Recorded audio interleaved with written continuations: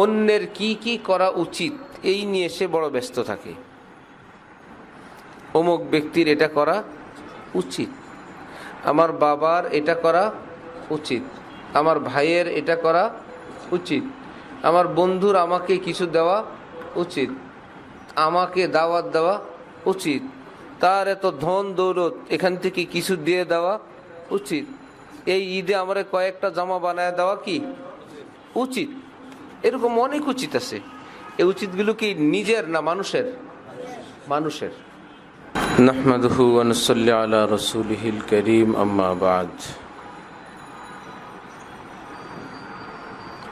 হযরত থানবী রহমাতুল্লাহি আলাইহির কিতাব কামালাতে আশরাফিয়া, বাণী সম্বলিত কিতাব। বড় কোনো লেখা ওয়াজ এমন না, কখনো কোনো কথা বলছেন চলতে ফিরতে উঠতে বসতে কোনো বিষয়ে, সেই দামি কথাগুলো কিতাব আকারে ছাপানো হয়েছে। এরকম বেশ কিছু কিতাব আছে, এর মধ্যে খুবই উল্লেখযোগ্য কামালাতে আশরাফিয়া। फरमाया कि हज़रत हाजी साहब रहमतुल्लाहि अलैहि का इरशाद है,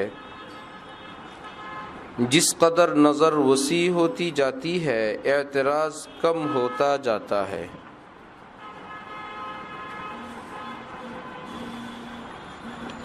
हज़रत हाजी अमदादुल्लाह मुहाजिर मक्की रहमतुल्लाहि अलैहि बोलेन, जार दृष्टिभंगी दृष्टि যত সুপ্রশস্ত হয়, যার মন মানসিকতা অনেক উদার হয়, তার অভিযোগ তত কম হয়। যার যত নিচু দৃষ্টি এবং নিচু চিন্তাওয়ালা মানুষ হয়, তার অভিযোগ অনেক বেশি হয়। এটাকে সহজ ভাষায় বলা যায়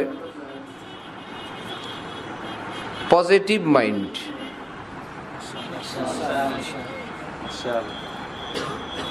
কিছু লোক হয় নেগেটিভ মাইন্ড।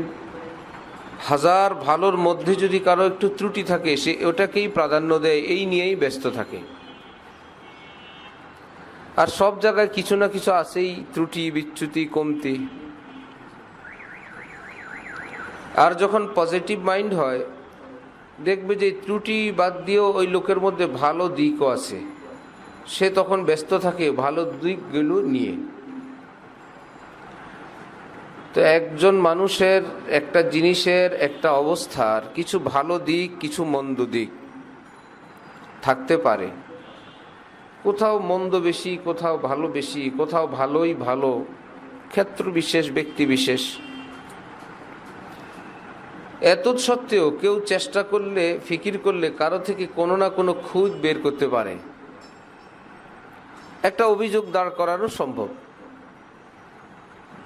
যেমন আমরা একদিন আলোচনা করছিলাম, কিছু লোক আছে অন্যের কি কি করা উচিত এই নিয়ে সে বড় ব্যস্ত থাকে।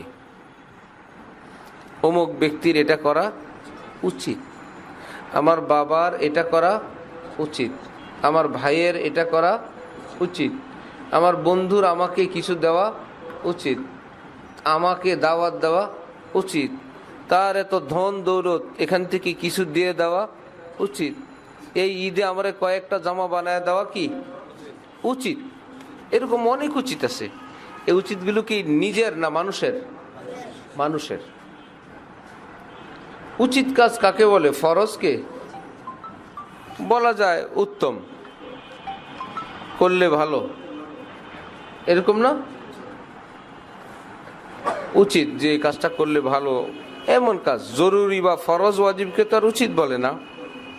তাহলে এই লোক ছিল ঘর বাড়িতে, সে অশান্তিতে আছে, তার আত্মীয়দের এত টাকা পয়সা, এই রমজান মাস আইসে 5 রোজা চলে গেল, কিছু ছোলা তো কিনে দেওয়া উচিত ছিল। তার কোনো আত্মীয় কি পারলো না তাকে 2 কেজি চিনি কিনে দিতে? উচিত ছিল। সে ব্যস্ত কি নিয়ে? অন্যের উচিত নিয়ে। তাও উচিতটা নিজের না, অন্যের। অথচ তার চুপ থাকা ফরজ ছিল। মাশাআল্লাহ, মাশাআল্লাহ, মাশাআল্লাহ। তার নিজের উপর ফরজ ছিল কি? অন্যদের থেকে এরকম আশা না করা তার উপর ওয়াজিব। নিজের ফরজ ওয়াজিবের খবর নাই, অন্যের উচিত নিয়ে ব্যস্ত। শান্তি পাবে কেমনি? দেখে সবই দুনিয়ার নিষ্ঠুর, সবই অমানুষ, শুধু অন্যের উচিত। ভাই আরেকজনের উচিত নিয়ে আমি কেন, আমার কি করা উচিত? আমার করা উচিত 2 রাকাত পড়ি, আল্লাহ পাকের কাছে চাই, রোজগার করি, 10 টাকা কামাই, আমার 10 টাকা আছে, এটাকে আমি হিসাব নিকাশ করে খরচ করি, আমারটা আমি করি, শুধু আরেকজনকে নিয়ে ধান্দা। এই এক পার্টির কপালে সুখ থাকে না, মনে আছে? সেদিন বলা হয়েছিল যেমন কোনো ছেলে রোজগার করে, কিছু খায়, কিছু মা বাবাকে দেয়। সেই ছেলের কিংবা ছেলের বউ যদি নেগেটিভ মাইন্ডের হয়, যে এই অভাবের সময় আবার মা বাবাকে দেওয়া, এই নিয়েই ঘরে ব্যস্ততা। ভাই মা বাবা তো মা বাবা, অভাব কি আবার? আনতা ওয়া মালুকা লিআবিকা, তুমি তোমার যাবতীয় সহায় সম্পত্তি সব তোমার বাবার, শুধু তোমার মাল তোমার বাবার না, তুমিও তোমার বাবার, পুরা গোড়া শুদ্ধেই বাবার। এখানে একটু ভাগ বাটোয়ার আর কি। সেই বেচারীরা অশান্তিতে আছে, ঘরে কেবল শ্বশুর বাড়িতে দেওয়া লাগে। কপালে যখন শান্তি থাকে না, তখন এইটা নিয়েই কেচাল। আরেক ফ্যামিলি পাওয়া গেছে, তাদের 1 টাকাও সংসারে দিতে হয় না, ছেলে নিজে রোজগার করে, নিজে খায়। ওই ঘরে অশান্তি কি নিয়ে জানো? যে বাবার শ্বশুরের এত ধন সম্পত্তি, সে কি মাসে 5,000 টাকা করে দিতে পারে না?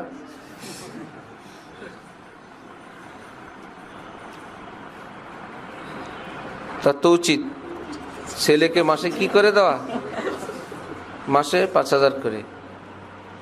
এমন বাবাও আমি যা দেখছি, আমি জানি, ছেলে রোজগার করে, বাবা মাসে মাসে ছেলেদেরকে আলাদা বেতন দেয়। বাবা ধনী মানুষ, কিন্তু ছেলেরা প্রতিষ্ঠিত হোক, নিজের পায়ে নিজে দাঁড়াক, এই জন্য তোমারটা তোমার, তুমি রুজি করো, তুমি থাকো, আমি থাকবো না, এইটা দিয়ে তো জীবন চলবে না। তবু সাপোর্ট হিসাবে বাবা মাসে মাসে কিছু টাকা দেন, ঠিক আছে? সেই ছেলেদের অভিযোগ, এত টাকা আমার আব্বার, মাত্র 5,000 10,000 দেয়, 20,000 দিতে পারে না, আমাদেরকে একটা কিছু করে দিতে পারে না, একটা মার্কেট, একটা দোকান, একটা স্থায়ী একটা সম্পদ দিতে পারে না, ঠিক আছে?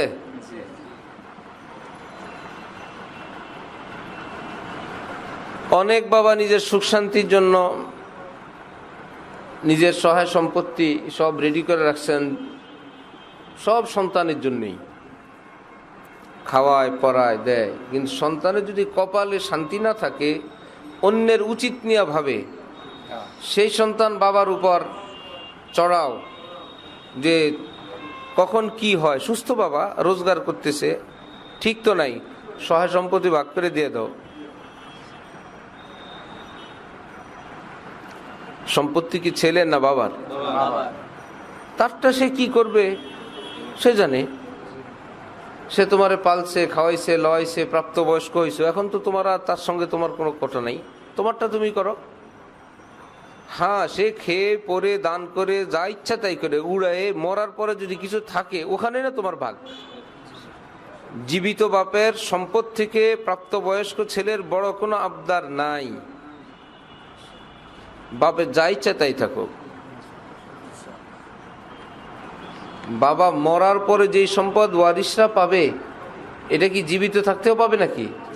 অনেকে জানে না, ছেলেরা মনে করে এগুলো তো আমার, আব্বা মরে না কেন?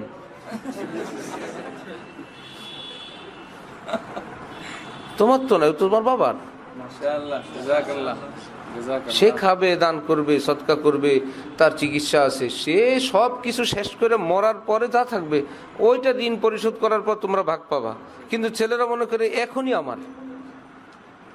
আব্বা নিছক কর্মচারী, তিনি আমাদের কর্মচারী, এগুলো আমাদের জন্য করছেন। এই জন্য বাবার করা সম্পত্তির উপরে ছেলের জোর, আরে বাবা তোমার তো কিছু না, মনে করে এটা আমার। যখনই সেই সম্পদ তার মনে করে, বাবা বেঁচে থাক এটাও পছন্দ করে না, কারণ বেঁচে থাকলে সম্পদের মালিক আমি হইতে পারতেছি না।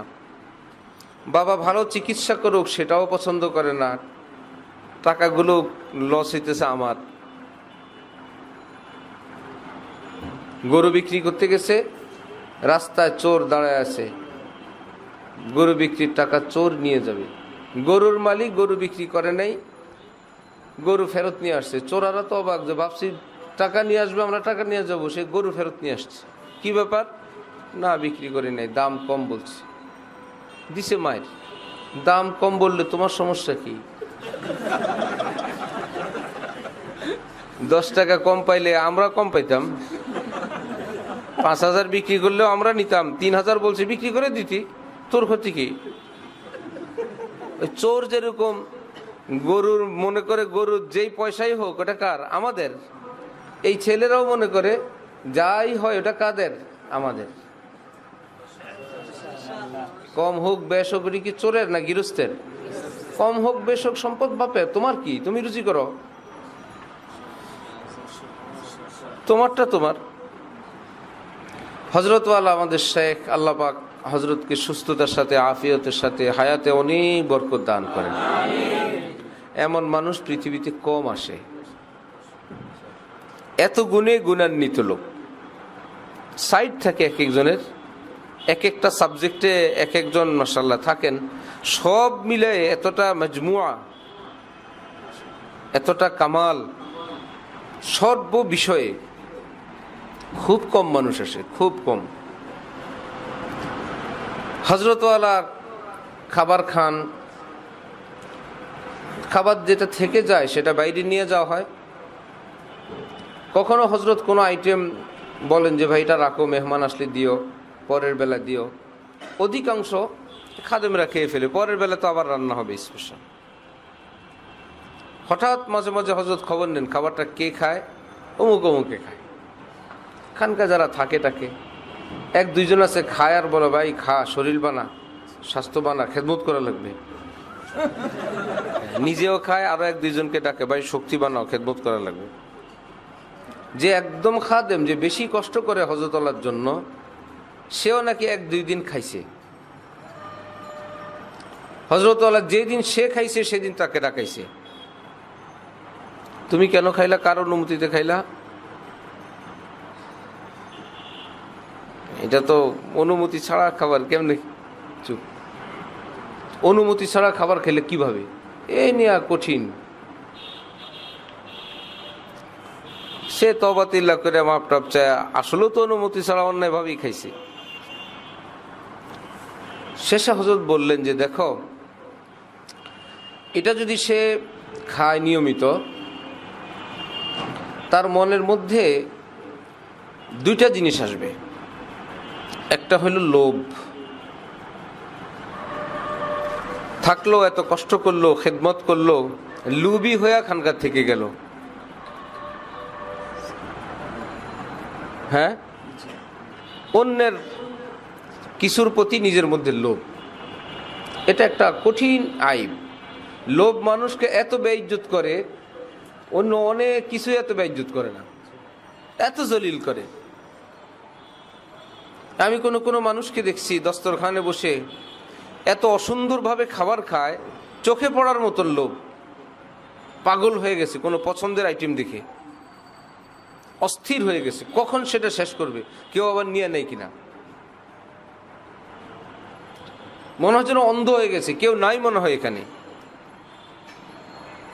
ভাই তোমাকে আল্লাহ পাক মানুষ বানাইছেন, মানুষের মতন থাকো। কত জিনিস আসবে জীবনে, কত মজার জিনিস, কত স্বার্থের জিনিস আসবে। আগেকার রাজা বাদশাহ এবং এখনকার বড় বড় পদে যারা থাকে, শত্রুরা কতভাবে তাদের কাছে হাদিয়া পাঠায়, টাকা পাঠায় নিজের কবজায় আনার জন্য। লোভ যদি থাকে তখন তো তুমি টাকা দেখলে পাগল হয়ে যাবা, ঠিক না? এবং সেই টাকা কি ও গলত কোনো নামে দেয়, সুন্দর একটা নাম দিয়ে দেয়, এটা আপনার জন্য হাদিয়া, এটা ঈদ বকশিস, এটা বাচ্চাদের জন্য কিছু কিনবেন, এটা এমনি অমুক ভাই আপনার জন্য পাঠাইছে, বলে তো না এটা আপনার জন্য ঘুষ পাঠাইছে, এই কথা তো কেউ বলে না। লোভী মানুষ দেখবে, হ্যাঁ এটা তো আর ঘুষ না, এটা আমার উনি খুশি হয় আমার বাচ্চাদের জন্য পাঠাইছেন, এটা তো আর ঘুষ না, এটা তো আমার জন্য ঈদের বকশিস পাঠাইছেন। যখন নির্লোভ হবে, ভাই তিনি কেন আমার জন্য পাঠাইলেন, কি উদ্দেশ্য, না ভাই আমি এটা নিব না, এটা অস্পষ্ট। যখন নির্লোভ থাকবে ওই কথাটা তখন বলতে পারবে। লোভী মানুষ বলবে না এটা ঠিক আছে, এটা ইসলামে এটা হালাল। লোভ তাকে এরকম বাকায়া তাকে হারাম জিনিস খাওয়াই দিবে। এই জন্য ছোট্ট ছোট্ট জিনিস থেকে নির্লোভ থাকা চাই, বিশেষ করে অন্যের জিনিস থেকে। যার যা ইচ্ছা তাই থাকো, আমার কি, লোভ দৃষ্টিতে তাকায় থাকা, এমনকি কেউ টাকা গুনতে থাকলে সেই দিকে তাকানো লোভের একটা আলামত। আরেকজন তার পকেট থেকে টাকা বের করতেছে, টাকা গুনতেছে, এরকম টাকা থাকা, ভাই তোমার আমার দরকার কি, আরেকজনের টাকা দিকে তারটা সে গুনো।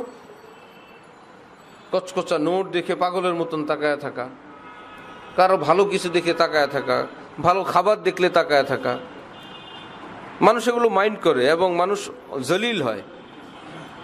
নিজে রেস্তোরাঁয় বসছে, নর্মাল খাবার খাইতেছে, আরেকজনে আরেক টেবিল স্পেশাল খাইতেছে, নিজের রুটি পরাটা রাখে মাঝে মাঝে আরেকজনের চিকেনের দিকে তাকায়। মাইন্ড করবে না, সে লোভ থেকে হয় এগুলো।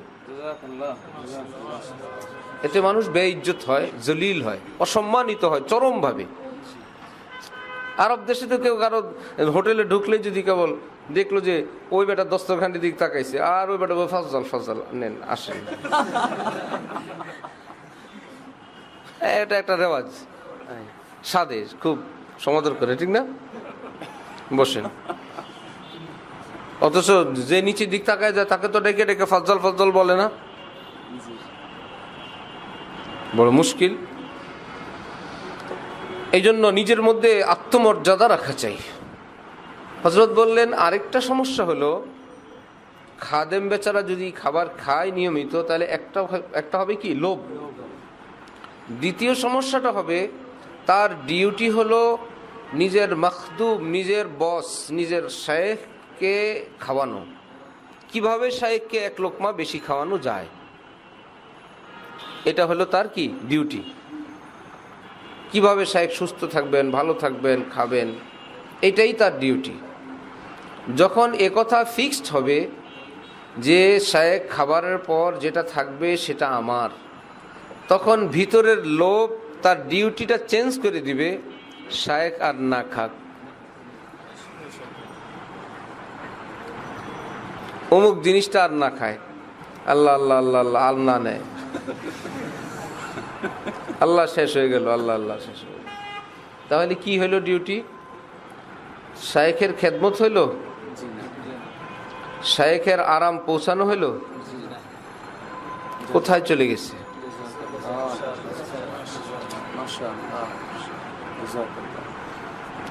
আল্লাহ আল্লাহ আমাদের সবাইকে লোভ মুক্ত জিন্দেগি দান করেন। অপ্রয়োজনে আরেকজনের ধন দৌলত নিয়ে প্রশ্ন করা, এটাও লোভের একটা আলামত। অপ্রয়োজনে আরেকজনের ধন নিয়ে আলোচনা করা, অপ্রাসঙ্গিক, কোনো জরুরত নাই। আপনার স্যালারি কত, আপনি মোট মাসে কত পান, তারপরে অমুক, এগুলো অভদ্রতার অংশ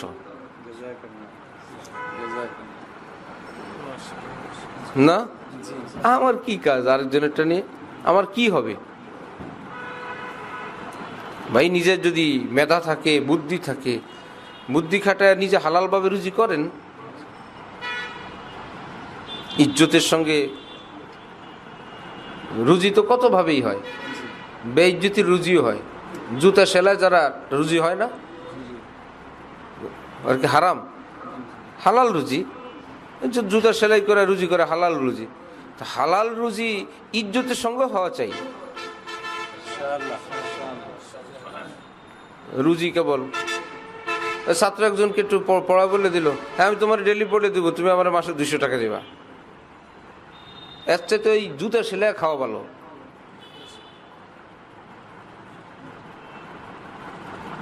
বুঝে আসছে? তোমার এই কয়টা পড়া বলে দিব, তুমি আমার এই 50 টাকা দিবা, তুমি আমার একটা কোক খাওয়াইবা। এর চাইতে ঠেলা গাড়ি চালানো অনেক ভালো, বহুত ভালো। লা ইয়ামবাগি লিল মুমিন আন ইউযিল্লা নাফসাহ, কোন মুমিনের জন্য নিজেকে অপমান করা জায়েজ নেই। আরেকজনকে না, নিজেকে নিজেকে নিজেকে অনেকে আরেকজনকে অপমান করা জায়েজ নাই এটা জানে, ভাই মানুষকে অপমান করা জায়েজ নেই, নিজেকে নিজে বেইজ্জত করে ছাড়ে এটা জানে না। ভাই মানুষ হিসাবে, মুমিন হিসাবে, দিনদার হিসাবে যে যে যেখানে আছে তার একটা ব্যক্তিগত আত্মমর্যাদা আছে, ব্যক্তিত্ব আছে, সম্মান আছে, সেটাকে রক্ষা করা চাই। পাশাপাশি অহংকারী না হওয়া চাই।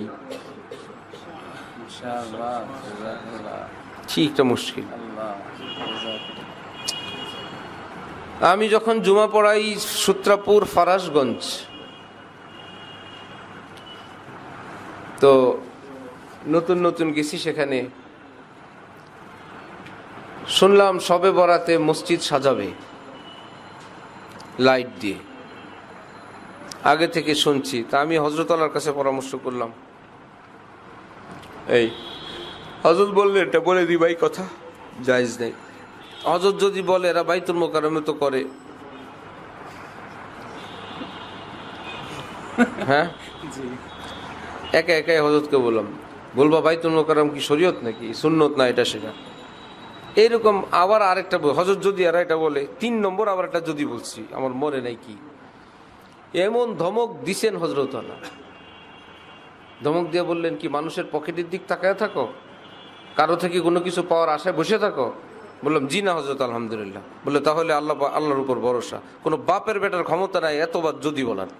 মাশাআল্লাহ, মাশাআল্লাহ। এত যদি কি আবার, কোন আলেম দ্বীন মাসালা বলবে এত যদি কি আবার। শর্ত হলো নির্লোভ থাকতে হবে। ওমর হাজী সাহেবের সঙ্গে তেলানি, উনি বুঝছে যে আমার থেকে 2-4 কিছু হাদিয়া তোফা খাওয়ার জন্য এত ভালো ব্যবহার। অনেকেই ভালো ব্যবহার করে যার সঙ্গে সে বুঝে যে এটা ভালো ব্যবহার না, এটা হলো তোষামদি। আর যে ভিতরে ভিতরে লোভ লালন করে ভালো ব্যবহার করতেছে, সে ভাবতেছে না ইসলামে তো উত্তম আখলাক সুন্নত, উত্তম আখলাক। কিন্তু এই উত্তম আখলাক এর উৎস যে লোভ, যে এই লোক বড় লোক, হাজী সাহেব, গাজী সাহেব, তিনি আমার প্রতি একটু রহমদিল হইলে, একটু বিশেষ দৃষ্টি দিলে কোনো চাকরি বাকরি হয়ে যাবে, খেদমত হয়ে যাবে, 1 চামচ দিলে তো আমার অনেক কিছু, ওইটার থেকে হইলে এত ভালো ব্যবহার। এটা কোনো এমনি সদাচার না। ওই লোক টের পায় যায়, যাদের আল্লাহ ধন দৌলত দেয় এরা টের পায়, এরা ভালো ব্যবহারের লোকের অভাব পায় না। যেখানে চাচ্ছা ভালো আছেন, বুঝছি যে হ্যাঁ একটু পরে কিছু বলবে, জি বলেন ভাই। আরেকজনের যা ইচ্ছা তাই থাক। বিল্ডিং আছে, কি বিল্ডিং, কিসের নাম? ইটা বালু রড সিমেন্ট নাকি অন্য কিছু? জাফরান, মেশকম্বর, ইটা বালু রড সিমেন্টের স্তূপের নাম বিল্ডিং। স্তূপ একটু বড় হইলে 2 তলা হয়, আর একটু বড় হইলে 3 তলা হয়। একটু বেশি দুগা রড ইটা আনছে, এটা 4 তলা 5 তলা, অন্য কিছু না। এমন না যে 1 তলা হইলে বিল্ডিং, এই 5-7 তলা হইলে উপরে মনে হয় জাফরান লাগায়, এই ইটাই।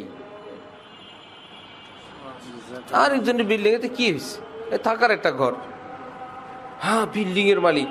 লা হাওলা ওয়ালা কুওয়াতা ইল্লা বিল্লাহ। কোরআন শরীফে আল্লাহ পাক বলেন, ওয়ালাকাদ আতাইনাকা সাবআম মিনাল মাসানি ওয়াল কুরআনাল আযীম। আমি আপনাকে সাবে মাসানি, সূরা ফাতিহা দিছি, কোরআন শরীফ দিছি। লা তামুদ্দান্না আইনাইকা ইলা মা মাত্তা'না বি।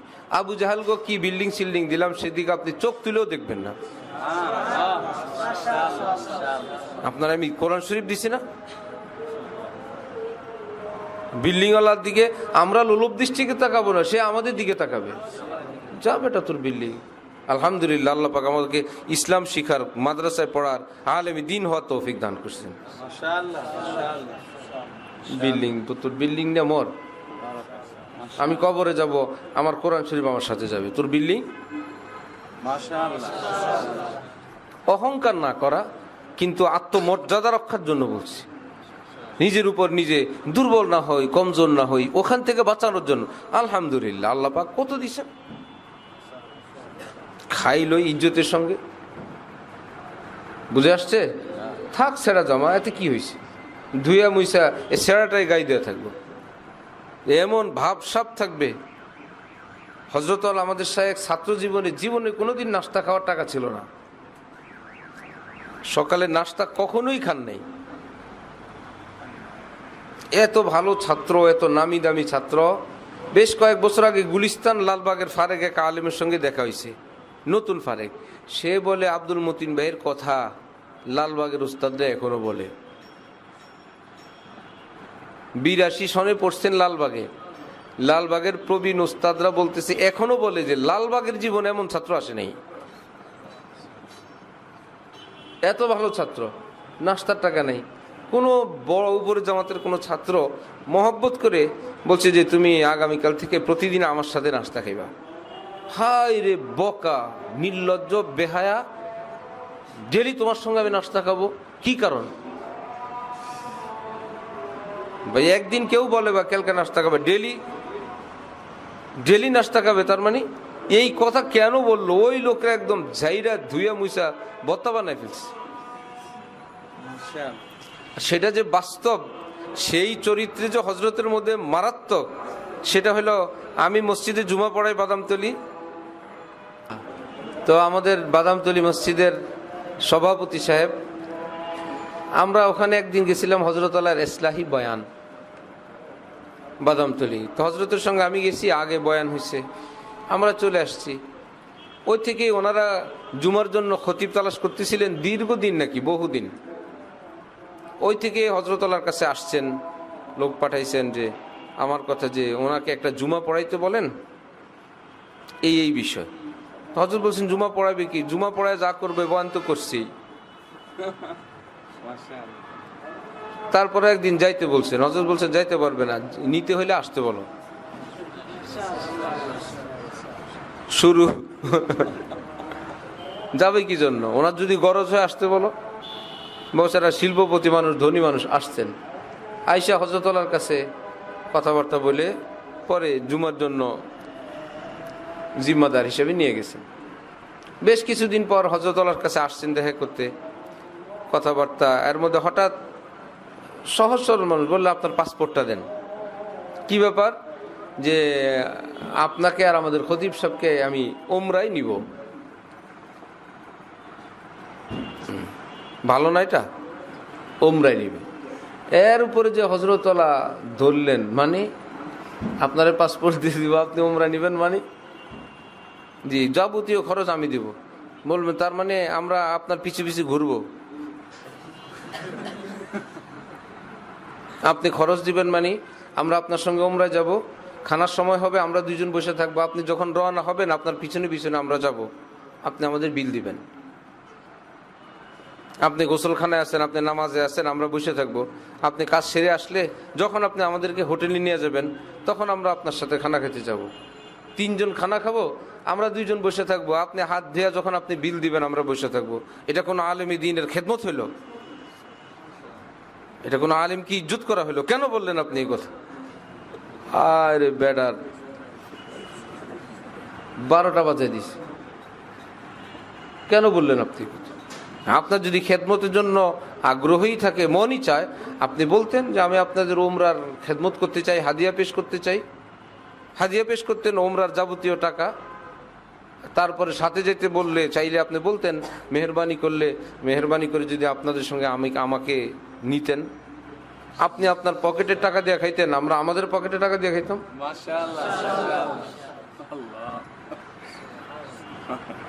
বুঝো?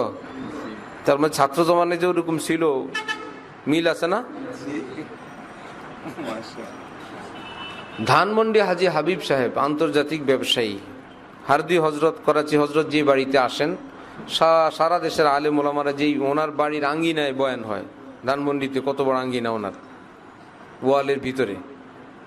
দেখছেন যে 2 বুজুর্গের বাংলায় বয়ানের তর্জমা করেন, বাংলাদেশি আলেম পিছনে পিছনে থাকেন, ওনারা আদর করেন। ওনারা চলে গেছে একদিন, ডাকাইছেন আমাদের হজরতওয়ালা হাজী হাবিব সাহেব মুরব্বী।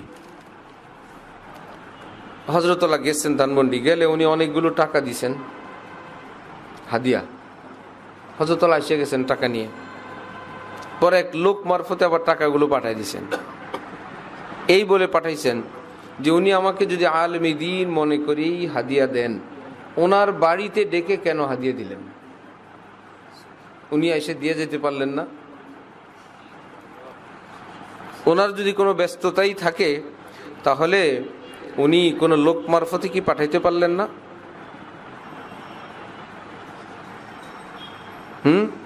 ব্যস্ততা থাকতে পারে, উনি পাঠাইতেন, লোক পাঠাইতেন বা উনি আসতেন। ওনার দুয়ারে ডেকে তারপরে উনি হাদিয়া দিলেন, এটা কি কোনো আলেমী দ্বীন কি ইজ্জত করা হইল?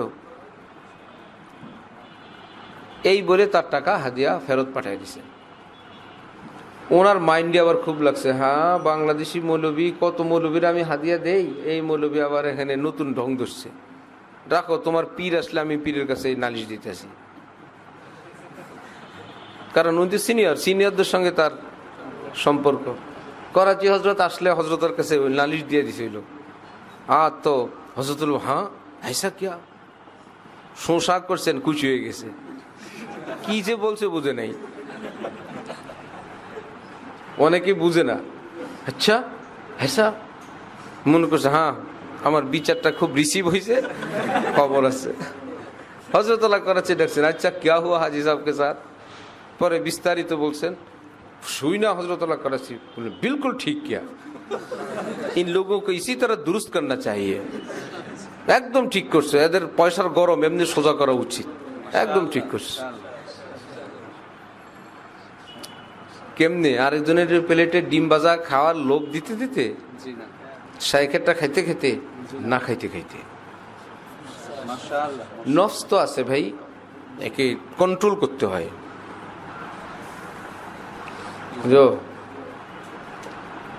আল্লাহ, অনেক ঘষা মজার পরে হয়, খালি ওয়াজ শুনলে হয় না। कुछ ना पूछो दिल बड़ी मुश्किल से बन पाता है दिल। ভাই বহুত মুশকিলাত অতিক্রম করার পর হযরত আল্লাহ বলেন, এত কষ্ট আমার ছাত্র জীবনে হয়েছে, অথচ মাওলানা সালাউদ্দিন সাহেবের নিকট বড় বড় শিল্পপতিরা আসতেন, কুটিপতিরা, এবং তারা জানতেন আমি ভালো ছাত্র বা আমি হুজুরের একান্ত ঘনিষ্ঠ। হুজুর একটু ইশারা দিলে এরা আমাকে অনেক দিত, যে ছেলেটা এমন। হুজুর জীবনে কোনোদিন একটু কাউকে ইশারা করলেন না। আমি কষ্ট করেই গেলাম সারা জীবন, না আছে না হুজুরের খেদমত করে যে হুজুর তো পারে, উচিত উচিত অনেক। আমি এটার তাজরিবার পরেই বলছি এখানে কত যে উচিত।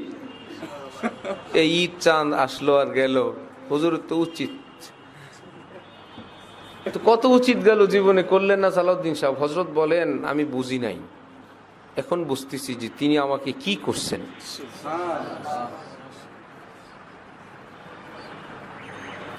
পরেরটা খাওয়া শেখান নাই, নাই তো নাই, কি হয়েছে, ইস্তেগনা শিখাইছেন। করাচি হজরতের সঙ্গে মীর সাহেব কোনো দাওয়াতে গেছেন, বড় কোনো জমিদার এর বাড়িতে। ওই বড় জমিদার মীর সাহেবকে কোনো কিছু উঠাইতে বলছেন, দস্তরখান বা কোনো প্লেট বাটে। আর মীর সাহেব, তুমি আমাকে অর্ডার করা কি, আমি কার সঙ্গে, আমি তোমার শায়েখের সঙ্গে আসছি, তুমি কেন অর্ডার করলো আমাকে? ওই লোক মাথা পাইতে দিয়ে বলে, একদম মাথা দিয়ে আমার জুতা লাগাও, আমার দেমাগটা সোজা করো, আমি ভুল করছি। সেই লোক ভাবছে আমার মেহমান তো শায়েখ, কিন্তু শায়েখের খাদেম, শায়েখের খাদেমকে একটা হুকুম করছে, বা এটা উঠে ফেলো। খাদেম তো আওলাদের রসুল, খাদেম পাওয়ার, তুমি আমাকে অর্ডার করার কে? বুঝো? এই জন্য কারো বাড়ি দেখলে, কারো গাড়ি দেখলে, কারো খাওন দেখলে তাওয়াজু শুরু করো না, মনে হয় ইসলামের তাওয়াজু। অনেক সময় এটা লোভের থেকে তাওয়াজু হয় না। তোমারটা তুমি নিয়ে মরো, তোমার গাড়ি বাড়ি নিয়ে যা ইচ্ছা, আমারটা আমার ছেঁড়া জামা গায়ে দেওয়া থাকতে আমাকে দাও। বুঝে আসছে? লালবাগ মাদ্রাসার কোনো মুহাদ্দিস ছিলেন, এই জন্য হযরত বলেন যে ব্যাগের মধ্যে, যে সাইড ব্যাগ, এর মধ্যে লেখা অধ্যাপক যে আরবি বিশ্ববিদ্যালয় লালবাগ। হযরত বলেন গাড়িতে বসতে এমনি পাশে যে বসতো সাইড অর্ধেক সিট ছেড়ে দিয়ে বসতো। মুহাদ্দিস টুহাদ্দিসও বুঝে না, এটা বুঝে না, এই জামিয়া কোরআনী আরবিয়া কে বুঝে তো কিছু।